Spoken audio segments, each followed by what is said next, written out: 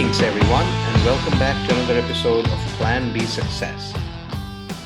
Today we have with us Keel Hunt, who's an editorial columnist for the Tennessean, is also an author and a historian. His latest book, The Family Business, How Ingram Transformed the World of Books, is out there, and we'll be talking about that as well. So welcome, Keel. Thank you. Good to be here. Awesome. So tell us a little bit about yourself in your own words. Well, I live in Nashville, Tennessee. Except for when I was away at school, I've lived in Nashville and Middle Tennessee most of my life. My family is now here. We've all lived away. And then happily returned to our hometown. That is our adult children, son, daughter, who've lived in California and Washington, D.C. in their careers. And as of 6-7 years ago, we've all returned home. And so at the time, at one time, my wife, Marcia, and I would have to hop on an airplane to go to somebody's home for holidays. And now we are maximum 10 minutes drive without having to go to either coast. So that's a very happy thing. And my career has been, as you said, newspaper journalism at the Tennessean, which is the morning newspaper in Nashville, Tennessee. And my column will frequently run in the other Gannett newspapers in Tennessee, in Memphis and Knoxville and so forth.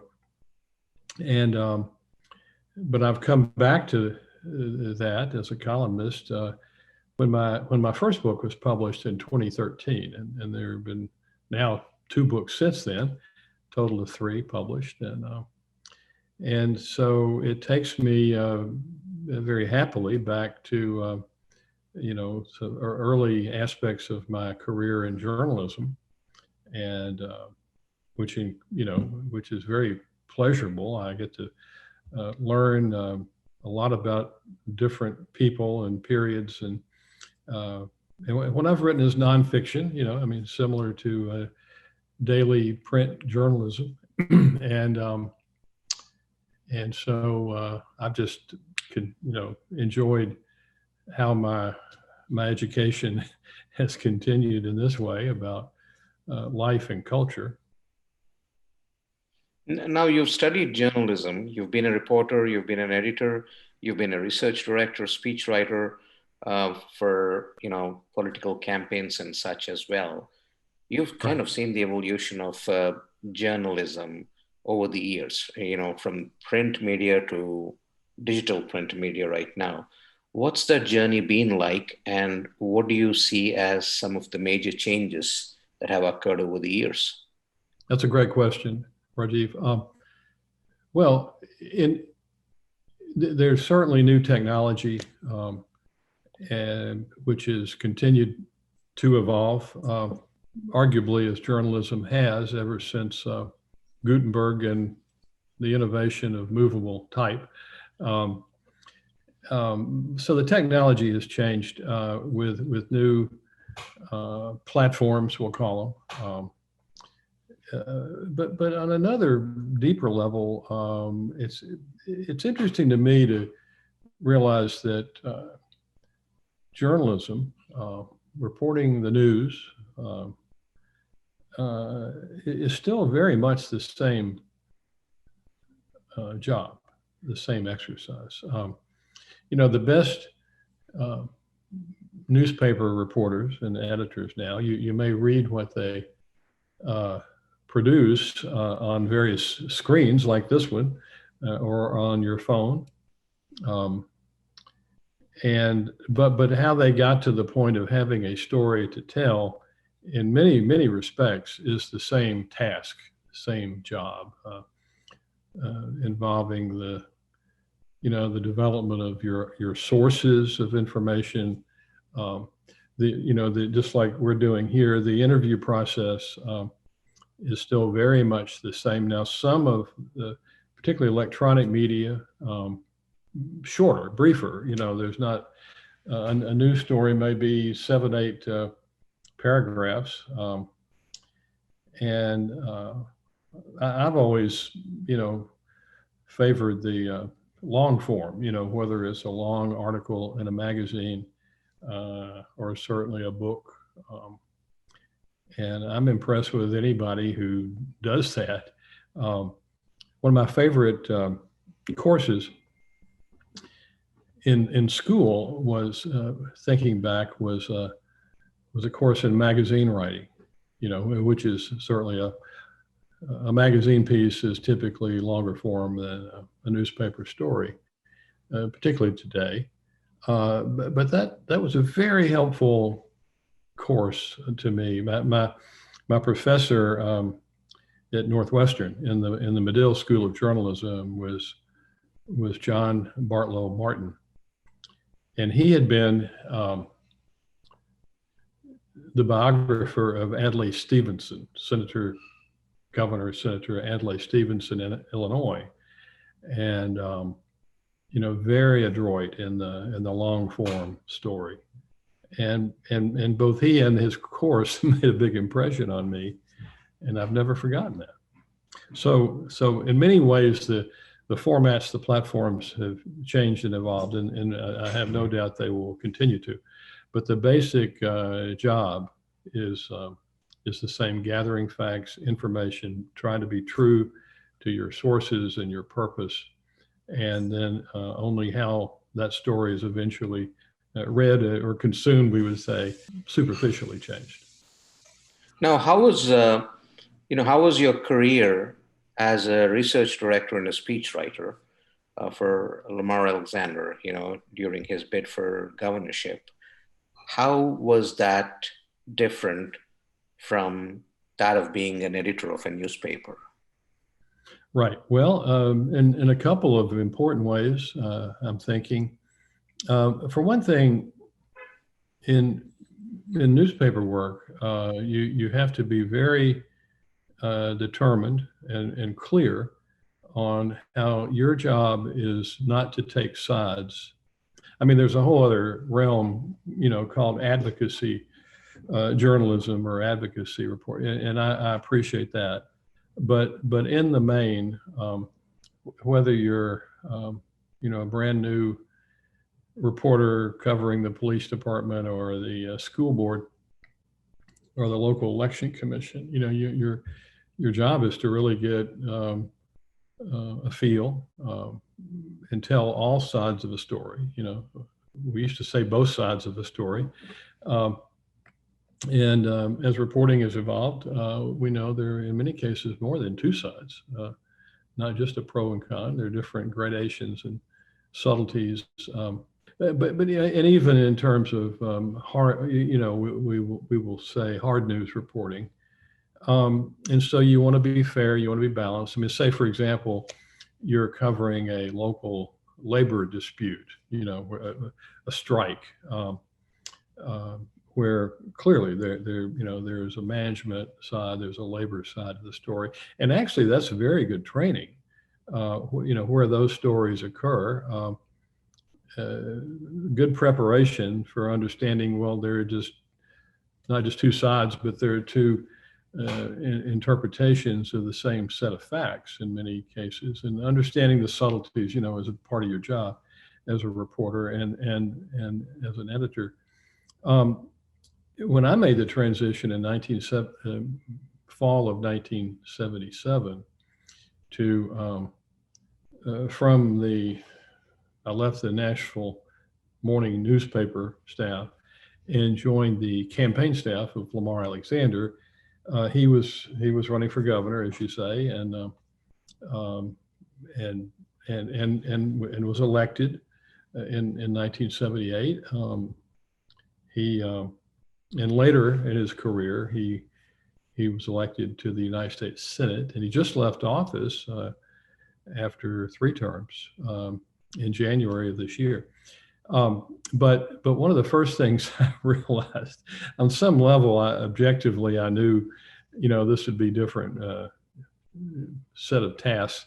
But I learned pretty quickly that I was now taking sides, and I remember thinking prior to that point that that probably newspaper journalism was the only way I could make a living in which I would be completely honest and and do right by fact.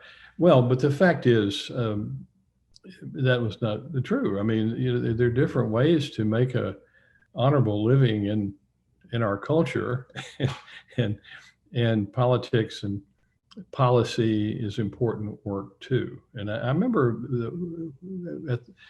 the point when I came to that realization. I didn't deny it or anything out loud, but prior to that point, but it was an important thing to realize, and that you can work on policy. And now that was a very different period than now. I mean, when Alexander was governor, he was elected in 78, took office in January 79, and served for the maximum 8 years. And he, and therefore our staff, were involved together with the state legislature on developing a lot of, what turned out to be important policy for schools and healthcare and the environment, and, coming to decisions and reconciling different points of view, that too, and is important, very important. And actually, you have something in common there in that work with, again, what the newspaper reporter, the magazine writer is trying to do in most cases. Now, I point out that was a different time. I think we, now we have so much skepticism, and controversy about, well, how are news media being true to their job, and is objectivity still even a proper goal anymore, as opposed to advocacy? And I think it is. One of my own editors, my very first and most important editor was the late John Sigenthaler, and he was editor and later publisher of the Tennessean newspaper in Nashville, and he later became the founding editorial director of USA Today. And I remember John saying that he took the position that pure objectivity is not possible for human beings, and the best you can do is to be determined to have fairness and honesty as your motivators, and that in that way you will arrive at a full story. And so we could go on for hours about that subject, but so that transition was an important one for me. One of the things that we have been hearing often over the last couple of years is this whole concept of fake news. Fake news that's made up as a result of social media and the social interactions we have online. Now, was there fake news when we interacted much more through print media? That was our way of getting news. Did you face any of these things during those times? What can you tell us about that? No, I don't remember that. I think the environment, I would even say the political environment, was very and starkly different from when I was an active journalist in the sense of working in a daily newspaper. Getting the story, it's hard work, and would there be an occasional mistake? Of course. I remember the first time in a news story in print that I got some wrong I wanted to just lay down and die. I was embarrassed, humiliated. But what happened was, what would typically happen on those rare occasions is the newspaper would print corrections. They would prominently print the corrections and sort of set the record straight. And now that didn't have to do with opinions or editorial positions or anything. Those are all fair game. But in terms of the news pages, there was that. Now, I think most newspapers that I've ever encountered had the same kind of procedure. We want to get it right, but on the occasions where we have failed to do so or got something wrong, we want to correct that and point that out. Now, I think newspapers, by and large, still do that. And what is different now is, and particularly during the Trump years in our federal government, the fake news became a way of a means of counterattacking something they just didn't like. To set aside facts by objectifying them and the reporters who wrote them as biased. And I think that was so harmful, so wrong. And not just our government, our culture is paying the price for the residual effects of that sowing of doubt. I mean, we have to have some standards, and most journalists that I know do have standards and kind of rigorously adhere to them, and are very sensitive to getting the story right. I think fake news, I don't even like to say that phrase because it's so, it's such an attack on norms that were of a type typical during that period of time. And still, I think the response and the national discussion that is going on today about vaccines, can you trust public health professionals? There's a point where we have to be able, as citizens, as members of families, as members of a community, we have to be able to have some common understandings. And one of the things we have on the public health front is, what the CDC does is very important, that we have this common body of information that it will evolve based on new science and all this garbage about so-called fake news. I don't even like to say that because it's so detrimental to norms of civil society. Mm-hmm. So, when you look back at your career in journalism over the last several decades, what would you consider as some of the most challenging times that you faced? What kind of challenges did you see? I worked for a time in Washington when I was in graduate school and was a Washington correspondent for our newspaper in Nashville. But aside from those periods, my reporting, my journalism was very community-based. So from the middle 60s up through, the late 70s, and at which point I got away from daily journalism and,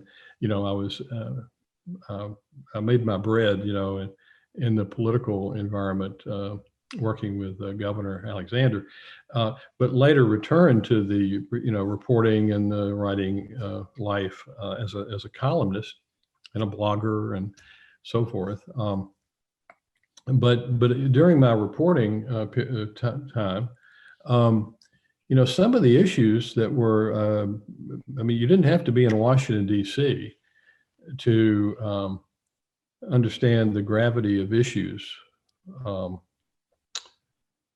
like the Vietnam War and the reaction to that and to the civil rights movement. A lot of which importantly happened in Tennessee, in Nashville and in Memphis. And Nashville in terms of the lunch counter sit-ins, a lot of the activism that became so important to the movement.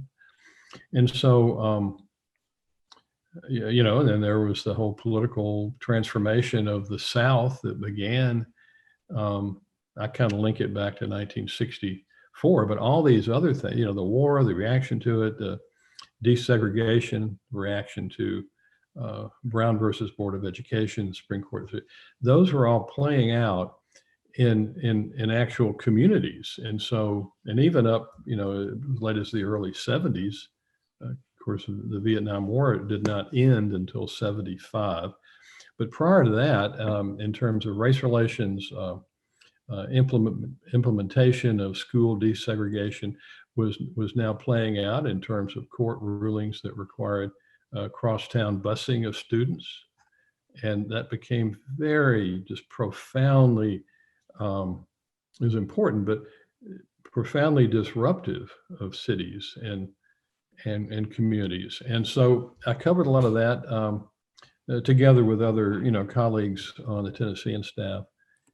And, these were hard issues to understand. And you were now dealing with what were no longer, cosmic policy issues out of the nation's capital, but their ramifications for citizens in cities. Tell us about the books you authored. Well, thank you. Well, there have been 3 so far. The first book was called The Coup, C-O-U-P, and this was the story that had been very close to me in my earliest time working for candidate Lamar Alexander, and then shortly after that, Governor Alexander. The way he was actually sworn into office was very unusual. It was a situation that had never happened in any state in our country, and that was where the sitting governor, his predecessor, that earlier administration was under intense scrutiny by the FBI, the U.S. Attorney, for corruption. And the type of corruption that got the most public attention was what the news media called the clemency for cash scandal, in which a lot of, bad people were being let out of prison for all the wrong reasons. People who had not been adjudged as deserving of clemency, parole, in some cases outright pardons, but that was all being decided in these significant cases on the basis of money and who was paying money to whom. And this was clearly a case where the federal government, the U.S. attorneys, the FBI, and others had done an extraordinary job of ultimately exposing this. And so Alexander had won the election in November of 78 to replace or to become the new governor following Governor Ray Blanton. And it develops that this clemency for cash scandal had really been going on. And then this prior governor was in fact releasing people that shouldn't be released. The U.S. Attorney, the FBI, talking with state legislative leaders and of course Alexander and his people determined the only way to get that pardon scandal stopped was to swear Alexander into office early. The state constitution, and this is true of most states, maybe all states, give the governor pretty much unquestioned power to pardon, to issue clemencies. And once they're issued, it can't be reversed. No legislative committee, no court can call those people back once they're released. So the determination was made that the only way to stop it was to get Alexander, a new governor, into office. Alexander, as I say, had been duly elected about 3 months before. We're now up to the middle of January of '79, and that's exactly what happened. So the leaders of the three branches of state government concurred this is what needed to happen, and so nobody wanted to have to do this, but it was so. Anyway, my book, The Coup, kind of a play on that word, tells that story. It's a very dramatic story. It's a very human story, and that was the coup. And so 5 years later, my next book came out, called the title was Crossing the Aisle. How bipartisanship had brought Tennessee, again my home state, into the 21st century by good policy and Republicans and Democrats working together. And anyway, so that crossing the aisle was really my response to what was going on across our country and certainly in Washington, but really in most cities and states about, I called it an angry period that we were now experiencing. It didn't exclusively have to do with Trump and his times, but it was exacerbated by all that, of course. And so I felt that the story of Tennessee, which has produced a lot of extraordinary political leaders, going back to Cordell Hull, who was FDR's Secretary of State, Senator Albert Gore Sr., his son, Senator Al Gore, in a later period, of course, Alexander, others.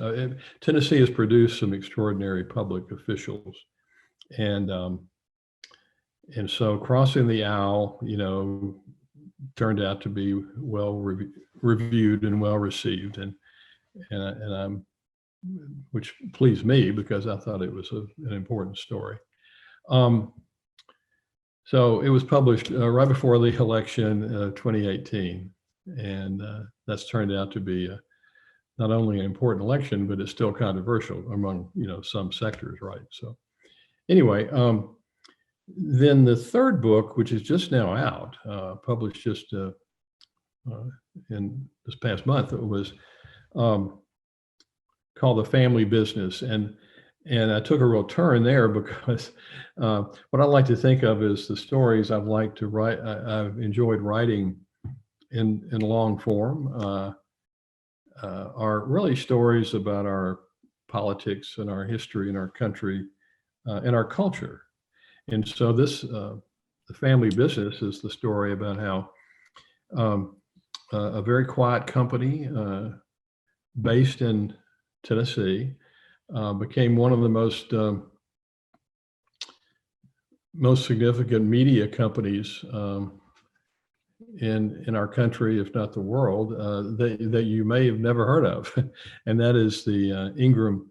It's now called Ingram Content Group. It began as Ingram Book Company, a book distributor, very much a middleman early in its life, began in 1970. And so this, the topic actually came to me in some conversations about how Ingram was now approaching its 50th birthday, and significant milestone for any business, and particularly any family business. Ingram is owned by the Ingram family, and a very respected but very quiet private family. The company remains privately held, and so this book is chiefly, of course, a story about how that business, that company, came to be, but it's also sort of a tribute to the notion of a family business. Your business may be a family business. Many are, and that's a kind of work that's not easy. Not just because of family dynamics and how they are different from case to case, but that you have so many that survive, many thrive, and that's not easy. And so, how do you make progress and survive and thrive as a family business? And of course, in this particular case of Ingram, it's an interesting story about how the world of books has been transformed. Over 50 years. My word, just remember all of those changes. The digitization of printed books. There was a period in the late 90s, early 2000s of would the printed book have a future? Or was it just all going to go away and we're going to be reading, Shakespeare and Hemingway only on digital devices? And that alone was a disruptive idea. It was certainly significant to people who make and also sell, and certainly who distribute in between publishers and bookstores. How they were having to consider their future, their options. And so the family business tells the story of the first 50 years, I might say, of Ingram, and how it became, through really some creative, innovative leadership, an originator of a lot of very important ways of doing that work. And of course, what we've learned since is that it didn't have to be either or. The chairman CEO of Ingram Content Group today, Mr. John Ingram, said at one point in the late 90s that he said, well, it does not have to be an either or world for all of us in the book business. It will more likely be an either and. In other words, you could consume what you want to read into the future in a printed book form or on a screen. And that's turned out to be true. So this third book, is about how all of that has been quite successful, but in a very quiet way. And at key points, benefited not only from innovations, some significant innovations that help that industry work right now, but also more of an entrepreneurial spirit among its leadership team and and all of its people. Awesome. So where do we find this book? We had an event on Facebook just this past week, originating from Parnassus Bookstore, one of our important independent booksellers here in Nashville. Facebook Live event with Mr. John Ingram, and that I might say that conversation is available at the Parnassus Books website. We talked for maybe 45 minutes, and to me, a very interesting conversation. So that's still around. You can find it through Parnassus and other independent bookstores and the chains, Barnes and Noble and so forth. Also on Amazon. You can search for my name and the title, The Family Business, and find it there too. Awesome. So Keel, are you still writing, or what's next for you? Yes, I am, and very enjoyably. I have to say, I'm grateful that I continue to, be invited to to write a regular newspaper column for what they call the USA Today Tennessee Network, and Tennessean, is the morning paper in my hometown. Also in that network is the Commercial Appeal in Memphis and the Knoxville News Sentinel, and other papers around our state. So I do that. I developed a blog called the Field Notes, going back over the past couple of years. The Field Notes. My website is Keel Hunt, one word, .com, and you can find the Field Notes by going there. And then I enjoy, the book making process. And I'm at work now on a fourth, God willing, will be a fourth book, which is yet again different. It's really more of a biography of a significant person in the South, member of the judiciary, who's just retiring. And so that, again, involves the same kind of process, talking through the story, developing sources, and I just, there's not much in terms of the world of work that I would rather be doing than what I'm doing. And I would invite everybody to have a look at one or another or all of that, and urge me on. Awesome.